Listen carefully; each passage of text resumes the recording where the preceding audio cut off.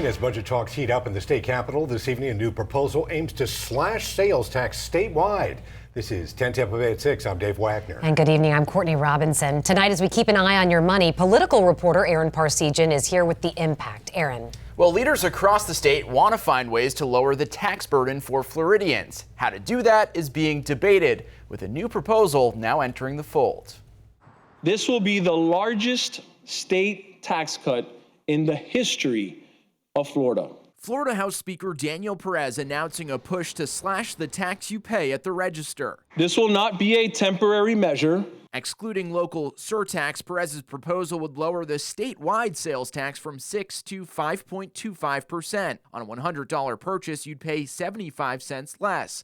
Times that by 10 for a $1,000 purchase. Tax dollars don't belong to the government.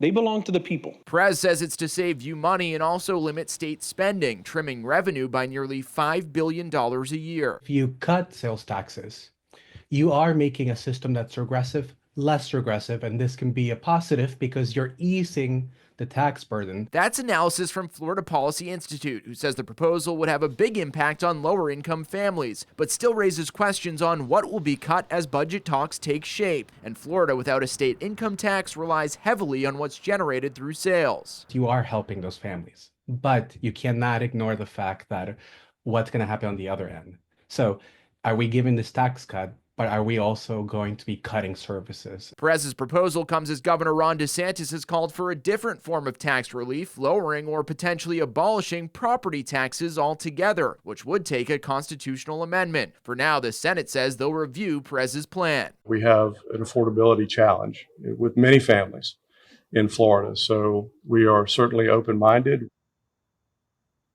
Aaron, where does Florida stack up when it comes to the sales tax? Well, we're right around the middle of the pack right now. We got some information from the Tax Foundation, which puts Florida on average, their 7% sales tax, at 24th in the nation. If that's lowered by 0.75%, it would put the state on the lower end. But again, keep in mind, Florida is one of a few states without income tax, which is why these budget talks will be interesting to see what could change with a lot less revenue. And we're going to stay on top of this, so it'll be interesting to see how this plays out. Aaron, thank you.